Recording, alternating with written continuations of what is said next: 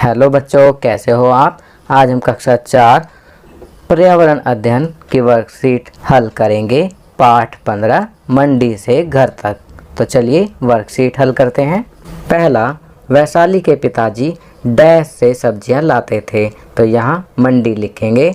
Second, Vaishali का परिवार सुबह डैश बजे से अपना कार्य शुरू कर देता था, तो यहाँ 3 बजे लिखेंगे। तीसरा, ओकरा डैश का दूसरा नाम है, तो यहाँ भिंडी लिखेंगे। ओकरा भिंडी का दूसरा नाम है।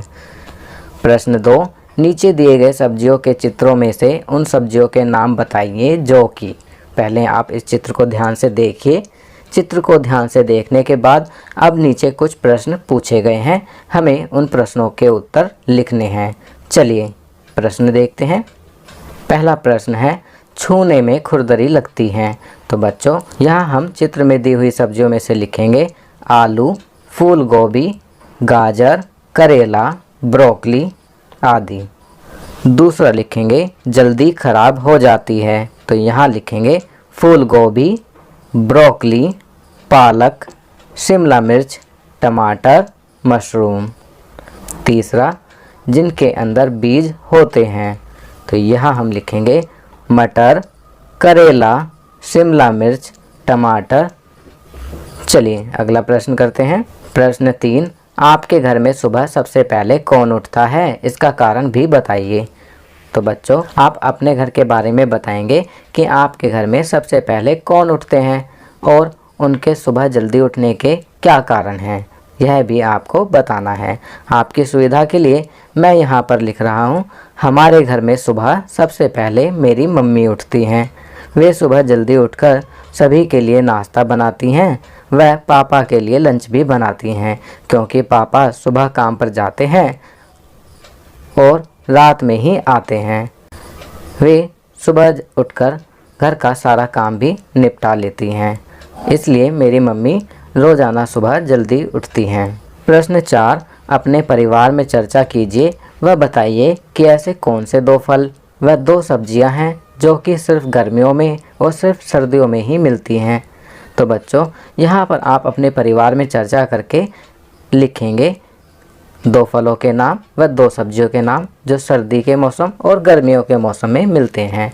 आपकी सुविधा के लिए मैं यहाँ पर लिख रहा हूँ, गर्मियों में मिलने वाले फल व सब्जी तरबूज, आम, सब्जियां पालक, टमाटर। सर्दियों में मिलने वाले फल संतरा, अनार, सब्जियां गाजर, मटर। चलिए आगे बढ़ते हैं। प्रश्न 5, अपने परिवार में चर्चा करके आलू, प्याज और टमाटर के प्रति किलोग्राम के वर्तमान मूल्य लिखिए। यदि हम प्रत्येक सब्जी की 2.5 किलोग्राम मात्रा खरीदते हैं तो तीनों सब्जियों का कुल मूल्य कितना होगा। तो बच्चों सबसे पहले हम वर्तमान मूल्य आलू, प्याज और टमाटर का लिखेंगे। आलू 40 रुपये किलो, प्याज 60 रुपये किलो, टमाटर 60 रुपये किलो। अब आलू 2.5 किलो होंगे, इसे 40 गुना 2.5 2.5 लिखेंगे, तो यह आएगा 100 रुपये। प्याज 60 रुपये गुना 2.5 किलोग्राम, तो यह हो जाएगा 150 रुपये। इसी प्रकार टमाटर भी 60 रुपये गुना 2.5 बराबर 150 रुपये। तो तीनों सब्जियों का कुल मूल्य होगा 400 रुपये। चलिए आगे बढ़ते हैं। प्रश्न 6, हमें इस्तेमाल करने से पहले फलों व सब्जियों को अच्छे से धोना चाहिए, इसका कारण बताइए। तो बच्चों इसका कारण लिखेंगे क्योंकि सब्जियों को अच्छी तरह से धोने पर उस पर लगे कीटाणु, बैक्टीरिया व गंदगी अच्छे से साफ़ हो जाती है। बिना धुले फल व सब्जियां खाने से ये सब चीज़ें हमें बीमार कर सकती हैं, इसलिए फलों व सब्जियों को इस्तेमाल करने से पहले अच्छी तरह से बहते हुए पानी या नल को चलाकर धोना चाहिए। चलिए आगे बढ़ते हैं। जीवन कौशल, ध्वनि प्रदूषण। ध्वनियाँ हमारे चारों ओर हैं। किसी भी अवांछित ध्वनि को शोर कहा जाता है। जब ये अवांछित आवाज़ें बहुत तेज़ हो जाती हैं या बहुत लंबे समय तक चलती हैं तो वे ध्वनि प्रदूषण का रूप ले लेती हैं।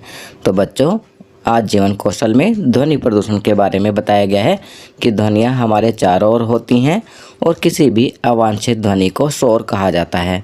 जब ये अवांछित आवाज़ें बहुत तेज़ हो जाती हैं या बहुत लंबे समय तक चलती हैं तो वे ध्वनि प्रदूषण का रूप ले लेती हैं। चलिए आगे बढ़ते हैं। ध्वनि प्रदूषण प्रदूषण का अदृश्य रूप है। ओह, मेरे कानों में दर्द हो रहा है। क्या आपने कभी ऐसा महसूस किया है? यह ध्वनि प्रदूषण के कारण ही होता है। यह श्रवण शक्ति कमज़ोर करता है, नींद की कमी, सिर दर्द आदि जैसी स्वास्थ्य समस्याएं पैदा कर सकता है। अब यहाँ पर बताया गया है कि ध्वनि प्रदूषण जो है प्रदूषण का ही अदृश्य रूप होता है। और यहाँ पर बताया गया है कि ध्वनि प्रदूषण के कारण श्रवण शक्ति अर्थात सुनने की शक्ति कमज़ोर हो जाती है, नींद की कमी हो जाती है, सिर दर्द जैसी स्वास्थ्य समस्याएं पैदा हो जाती हैं। चलिए आगे बढ़ते हैं। अब यहाँ छात्रों के लिए गतिविधि। क्रियाकलाप 1, आपने कृपया हॉर्न ना बजाएं का चिन्ह कहाँ देखा है? इस साइन बोर्ड का क्या मतलब है? ये जो नीचे साइन बोर्ड दिया गया है इसका क्या मतलब है? तो बच्चों, इसका मतलब है हॉर्न बजाना वर्जित है, यहाँ हॉर्न ना बजाएं। तो आपने कृपया हॉर्न ना बजाएं का चिन्ह कहाँ कहाँ देखा है, यह आपको बताना है। ये कार्य आप स्वयं करेंगे। क्रियाकलाप 2, ध्वनि प्रदूषण को कम करने के लिए 5 उपाय सुझाइए। आप स्वयं भी इन तरीकों को अपनाएं। तो आपको बताना है कि कौन कौन से तरीक़ों से हम ध्वनि प्रदूषण को कम कर सकते हैं। आपको कोई भी 5 उपाय सुझाने हैं। ये कार्य भी आप स्वयं करेंगे। आप लिख सकते हैं हॉर्न ना बजाएं, तेज़ आवाज़ में म्यूजिक ना सुने इत्यादि। आप जिन जिन तरीक़ों से ध्वनि प्रदूषण को कम कर सकते हैं वे उपाय आपको यहाँ लिखने हैं। चलिए आगे बढ़ते हैं। क्रियाकलाप 3, बहुत कम आवाज़ में कोई भी सुखदायक संगीत बजाएं और रोज़ाना 5 मिनट ध्यान करें। 1 सप्ताह के बाद आप अपने जीवन में जो बदलाव महसूस करते हैं उसे अपने शिक्षक के साथ साझा करें।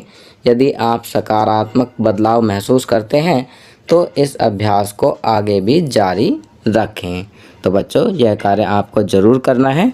चलिए आगे बढ़ते हैं। संस्कारशाला छोटी छोटी पर बड़ी बातें। तो यहाँ पर कहा गया है मन के हारे हार है और मन के जीते जीत। यदि हम मन में हार मान लेते हैं तो हमारी हार होती है, यदि हम मन में जीत मान लेते हैं तो हम जीत जाते हैं। इसलिए कहा गया है मन के हारे हार है, मन के जीते जीत।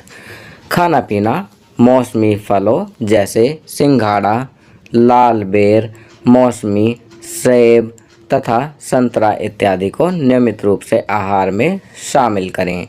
गतिविधि, जिस प्रकार गेहूं को पीसकर आटा बनाया जाता है उसी प्रकार अन्य चीज़ों को पीसकर भी आटा बनाया जाता है।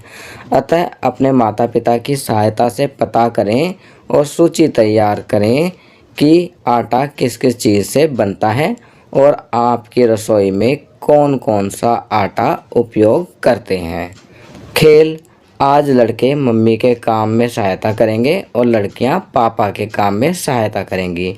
फिर इसी काम को खेल खेलते हुए करें। चलिए आगे बढ़ते हैं। दैनिक दिनचर्या, निम्नलिखित आदतों को अपनी दिनचर्या में शामिल करें। अपने माता पिता का अभिवादन करके अपने दिन की शुरुआत करें। अपने दांतों को दिन में 2 बार ब्रश करें। प्रतिदिन स्नान करें। खूब पानी पिएं और संतुलित आहार लें। अपने चेहरे को छूने से बचें और अपने हाथों को बार बार धोएं। अपना गृह कार्य समय पर पूरा करें। तो बच्चों, यहाँ पर कुछ अच्छी आदतें बताई गई हैं जिन्हें आपको अपनी दैनिक दिनचर्या में अवश्य शामिल करना चाहिए। तो बच्चों, ये वर्कशीट यहाँ कंप्लीट होती है। अगर ये वीडियो आपको अच्छी लगी तो इसे लाइक एंड शेयर ज़रूर करें। अन्य विषयों पर बने हमारे लेटेस्ट वीडियोस को देखने के लिए चैनल को सब्सक्राइब करना ना भूलें और देखते रहिए हमारा channel knowledge kingdom. Thank you.